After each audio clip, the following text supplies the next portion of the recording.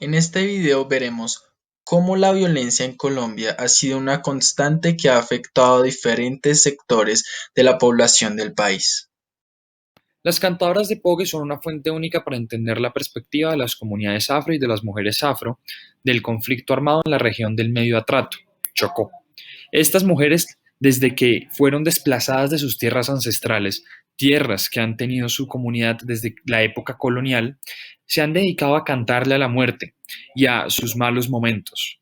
Estas, a través del Pogue, canto tradicional de la región, se han convertido en una fuerza política que lucha solo por una cosa: terminar el conflicto. Esto se debe a que las comunidades afro siempre han sido las más afectadas en Colombia por el conflicto armado, y esto se debe a que siempre han habitado en zonas muy rurales, a las cuales el Estado no puede llegar tan fácilmente. Estas comunidades demuestran que la guerra no tiene religión, género o etnia, sino afecta a todos por igual, y lastimosamente nuestra nación siempre ha afectado a los más vulnerables. En este apartado veremos la historia de Margot León Gómez de Pizarro, quien al ser hija de coronel, esposa de almirante y madre de guerrilleros, nos da una perspectiva poco común acerca del conflicto armado. Margot, a través de su historia de vida, nos hace ver que la guerra va mucho más allá de estadísticas y números. En vez de esto, son las vidas de padres, esposos, hijos, hermanos o amigos las que se pierden. Por lo cual, como lo menciona Margot, sin importar en qué bando suceda la baja, es una pérdida humana que genera mucho dolor a su alrededor. Por otro lado, esta increíble historia nos lleva a considerar los impactos del conflicto armado sobre la mujer, porque a pesar de que 9 de cada 10 víctimas fatales o desaparecidas por el conflicto son hombres, son las mujeres quienes deben cargar con el dolor de la pérdida y además hacerse cargo de la familia, muchas veces sin tener el debido tiempo para sanar aquella pérdida. Así lo relató una mujer en Córdoba. Salí con mis 7 hijos y cargaba otro en la barriga. A mi esposo lo mataron delante de nosotros. Salí sin mi esposo, sin tierra, sin ropa, sin dinero, sin nada, sola, con la cantidad de niños. Llegué a Montería a buscar cómo mantener estos niños. No podía dejarlos morir de hambre. No había tiempo para la tristeza, no había tiempo para nada. Tenía que buscar dónde dormir, qué hacer para darles un pan y un agua de panela a los niños. Ahora, si hablamos de la situación de la mujer, no se puede dejar pasar el abuso físico, verbal y sexual por el que han tenido que pasar muchas niñas y jóvenes a mano de diferentes grupos armados involucrados en el conflicto. Y una historia que ejemplifica una de estas experiencias traumáticas sucedió en la ciudad de Medellín, en donde una joven de 18 años fue raptada por paramilitares, fue violada en grupo, quemada en varias partes de su cuerpo con cigarrillos y marcada con un objeto cortopunzante. Y este es solo uno de muchos casos que no solo dejan consecuencias físicas como enfermedades, dolores o hasta embarazos, sino que destruyen por completo la autoestima y la dignidad de aquella mujer que en realidad no tiene nada que ver con esta guerra. En este apartado analizaremos los colores de la montaña, una fuente audiovisual en la cual Carlos César Arbeláez recrea la situación en la que se encuentran las clases campesinas en algunos municipios del país, debido al control que ejercen los grupos armados por la escasa presencia del Estado.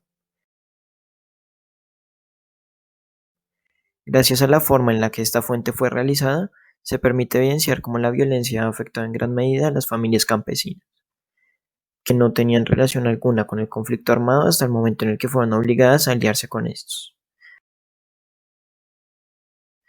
Las consecuencias las podemos observar al analizar a los distintos integrantes de la familia, compuestas por padre, madre y 2 hijos, sobre la que se enfoca la película.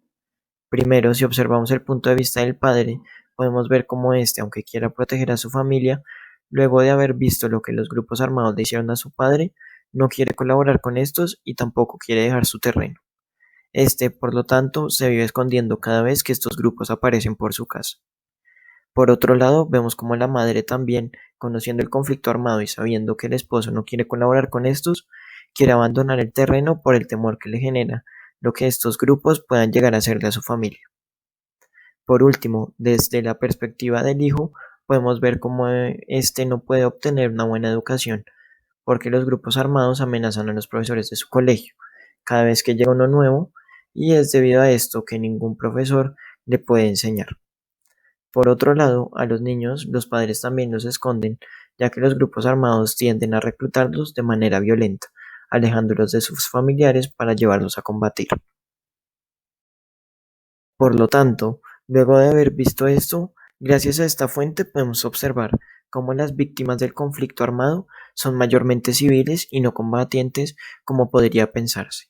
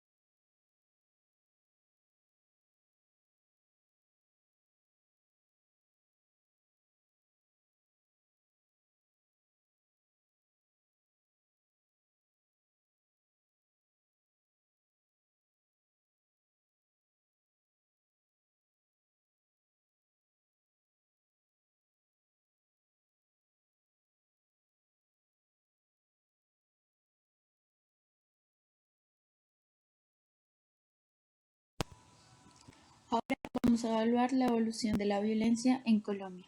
Para esto, nuestra fuente principal es Caminos Condenados. Un cese al fuego por parte del Ejército Nacional y los grupos armados al margen de la ley no significó un alto en la violencia en Colombia. La violencia ahora estaba evolucionando, no solo era violencia física.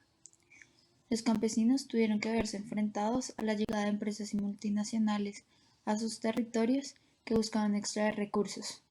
De esta manera, privatizaron las tierras, privatizaron recursos y cosas tan básicas como el agua ahora se veían de difícil acceso para ellos. Los campesinos se veían vulnerables pues no existía una protección del Estado para ellos. La transformación de la violencia se ve representada en la falta de cumplimiento de necesidades de una gran parte de la población. Es claro que los campesinos están pidiendo recursos, tales como agua, electricidad, un sistema de salud, mejor ubicación, que tengan vías apropiadas para trasladarse, educación para las próximas generaciones, recuperar sus tierras para poder tener cultivos y asimismo poder tener para comerciar. El eje de indagación, la memoria de la violencia, nos permite concluir que el conflicto afectó a toda la población colombiana. Este no discriminó entre género, región o etnia. El propósito de este video es que se conozca un poco más acerca de la historia de Colombia y se sea consciente acerca de lo que ha pasado en todo el territorio. Buscamos que todos puedan generar una postura y acciones propias frente al tema.